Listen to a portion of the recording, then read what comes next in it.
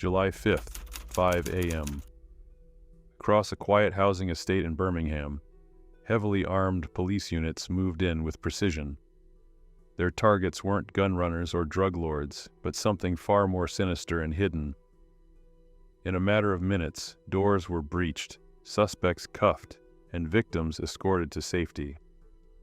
But you probably can't even imagine the full scale of it. This wasn't just a raid, it was the unmasking of the largest modern slavery ring the UK had ever seen. So before we get started, I'll ask you to subscribe to the channel and put a like on the video if you really like what I'm doing. And once you're done watching, let me know in the comments what shocked you the most.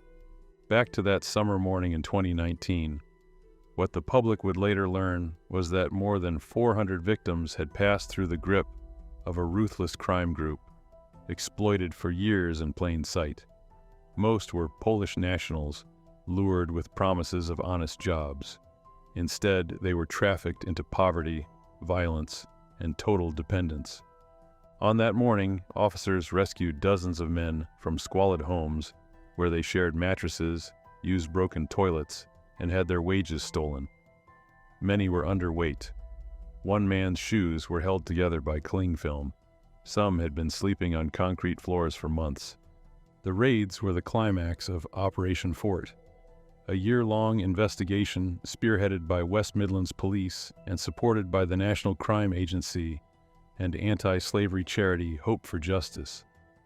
What they uncovered was shocking. Organized slavery hidden in everyday British life, couriers on buses, fake work contracts, and a shadow economy thriving in cash-only factories. What made this case stand out wasn't just the size, but how deeply embedded it was. It didn't take place in the shadows. It thrived in suburbs and industrial zones, hiding behind legal businesses and ordinary routines. What sort of person profits from enslaving others in a nation that prides itself on freedom?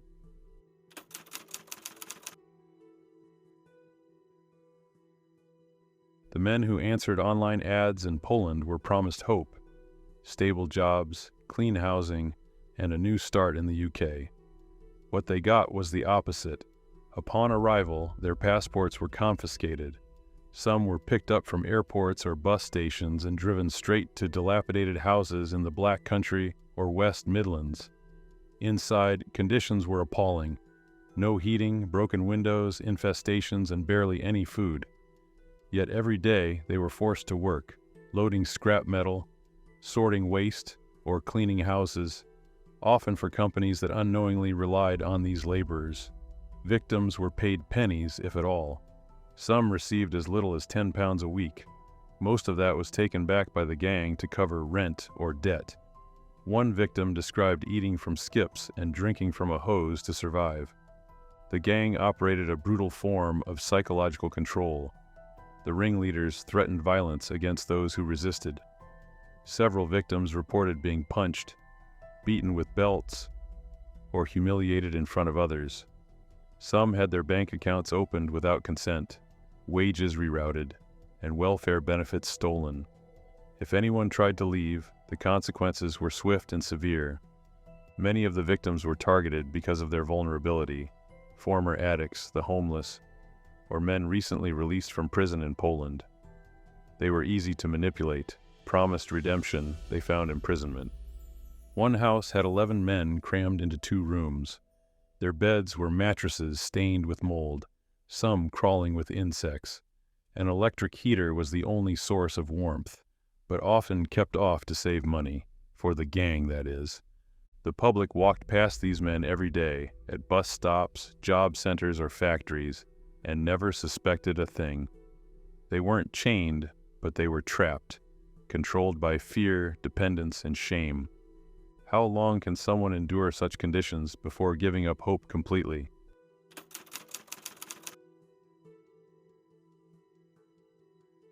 The first real crack in the case didn't come from police intelligence. It came from a charity worker.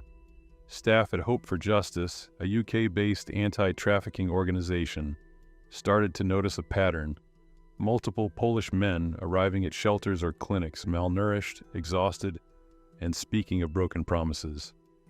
Each story was similar: recruitment in Poland, confiscated IDs, forced labor, and threats. One worker described how a man broke down during a meal service, crying over a cup of tea. He hadn't eaten properly in days and feared he'd be punished for escaping. As more survivors came forward, the pieces began falling into place. The same surnames kept popping up, along with repeated addresses and overlapping employer names. What began as a trickle of disclosures became a flood.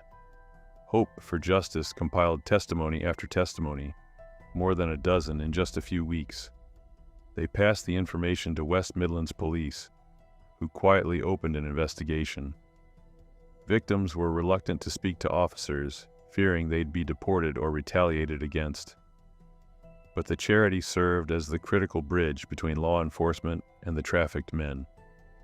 It was a new kind of collaboration. The charity taught officers how to spot non-obvious signs of trafficking: men who didn't speak for themselves, wore ragged clothing, or had no control over their money. Police began mapping out suspect addresses, monitoring activity, and coordinating with the gangmasters and labor abuse authority.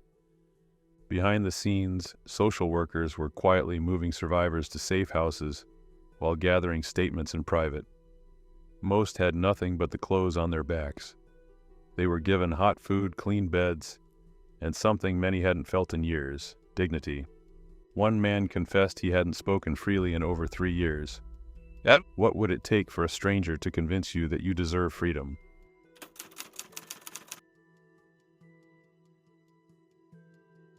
As the investigation deepened, attention turned to the orchestrators, a violent Polish family at the center of the network. At its helm were brothers Ignacy and Marek Brzezinski, career criminals who had moved to the UK years earlier and established a foothold in the West Midlands. They ran the slavery ring like a corporation, complete with logistics, recruitment, payroll theft, and enforcers. They recruited from rehab centers and homeless shelters in Poland, offering travel to the UK for work opportunity. Couriers would then accompany groups of men, sometimes as many as 8 or 10, on budget airline flights. Once in the UK, the gang moved swiftly. Housing, bank accounts, national insurance numbers, all controlled centrally. Every victim had their identity documents seized. The Brzezinskis created a web of fake employment contracts and manipulated benefit systems. State welfare payments meant for the victims were funneled into accounts controlled by the gang. Some accounts were set up without the victims ever seeing them. The cruelty was industrialized. One man who complained about his lack of pay was dragged into a basement and beaten. Others were threatened with deportation or harm to their families back in Poland. Several victims described how even phone calls home were monitored. There was a clear hierarchy. At the top were the Brzezinskis, managing finances and recruitment. Below them, relatives and loyal lieutenants handled transport, intimidation, and surveillance. Street-level enforcers, often former victims themselves, kept others in line. They moved victims between houses every few weeks to prevent them from forming friendships or alliances.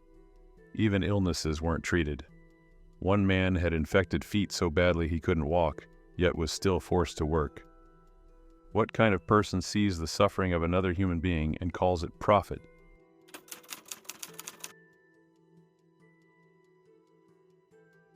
The gang's operation extended far beyond the crumbling houses in Birmingham. At its peak, the Brzezinski network had victims working across multiple counties, in recycling centers, poultry farms, car washes, warehouses, and even high-street shops. Many of these businesses were legitimate, but they had no idea the labor came from slavery. The gang used labor subcontractors or shell companies to hide the abuse. The victims were forced to wake before dawn and work 12-hour shifts. Their wages, sometimes £250 a week, never made it into their hands. Everything was skimmed off through fake debts and bogus service fees. In some cases, the gang even filed tax returns under their names. to extract extra funds from HMRC. Investigators estimated the gang earned over £2 million in illicit profits. Yet the victims lived in medieval conditions. Photos from police raids showed kitchens without food, bathrooms caked in grime, and bunk beds stacked like livestock pens. In one raid, an elderly victim was found with a gang tattoo crudely scratched into his arm, a mark of ownership.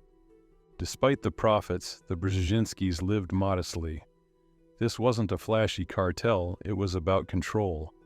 The true wealth was in volume. The more people they enslaved, the more stable their system became. At least 90 known victims passed through just 2 of the homes. Some stayed weeks, others years. Most had no idea where they were or how to get help. Welfare fraud, housing exploitation, and forced labor were stitched together in a seamless criminal business. The gang thrived on anonymity. Victims didn't speak English, had no mobile phones, and were too ashamed to reach out. And the outside world, for the most part, didn't notice. When you pass a work crew on the street, how can you be sure they're free?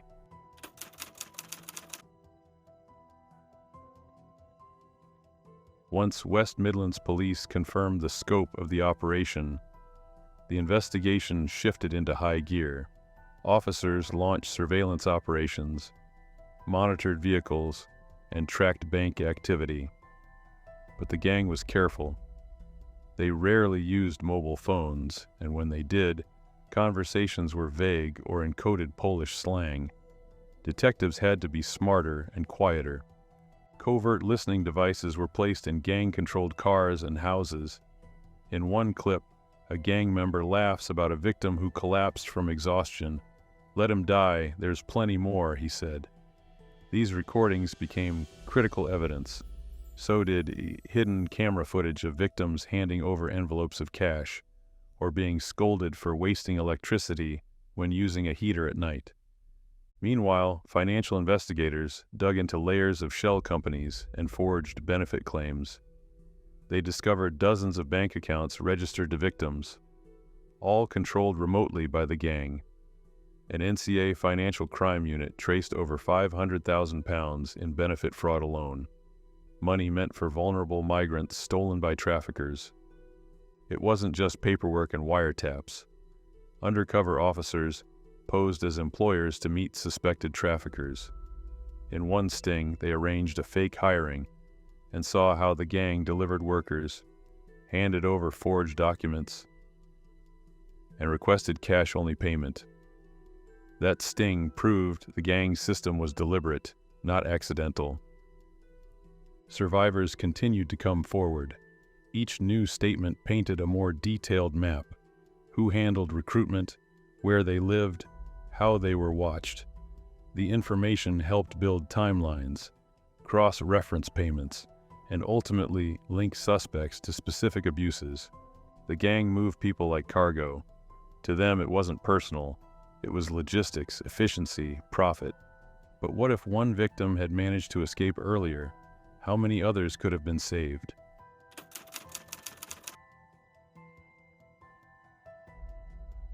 In July 2019, justice finally caught up with the Brzezinski network. After over a year of meticulous investigation under Operation Fort, West Midlands Police arrested 8 key suspects. It would become the largest modern slavery prosecution in UK history. The charges were extensive: conspiracy to require others to perform forced or compulsory labor, fraud, money laundering, and assault. The trial at Birmingham Crown Court exposed the full depravity of the gang's actions. Over 90 victims gave testimony. They described living in rat-infested homes, being fed expired food, and working 16-hour shifts with no breaks. Some spoke through tears. Others, still afraid, used screens to shield themselves from their former captors. Prosecutors painted a chilling picture. One man had his teeth knocked out after asking for his wages. Another, a cancer patient, was forced to work through chemotherapy. A third had boiling water poured over his hands for speaking up. These weren't isolated events, they were systemic abuse. The gang leaders showed no remorse. In court, they laughed, smirked, whispered to each other. But the evidence was overwhelming. Surveillance footage, financial records, and the testimony of brave victims left little room for doubt. Sentencing was swift. Marek Brzezinski received 11 years, Ignacy 9. Other family members and enforcers got between 4 and 7 years. The judge called it a truly shocking case, adding that the exploitation was on an industrial scale. He praised the courage of the survivors and the extraordinary collaboration between police and charities. For many victims, it wasn't just about punishment. It was recognition. After years of being invisible, ignored, or blamed, the courtroom offered something they hadn't felt in a long time: validation. But the defense argued that the victims agreed to the conditions. Is it consent when the only other option is starvation?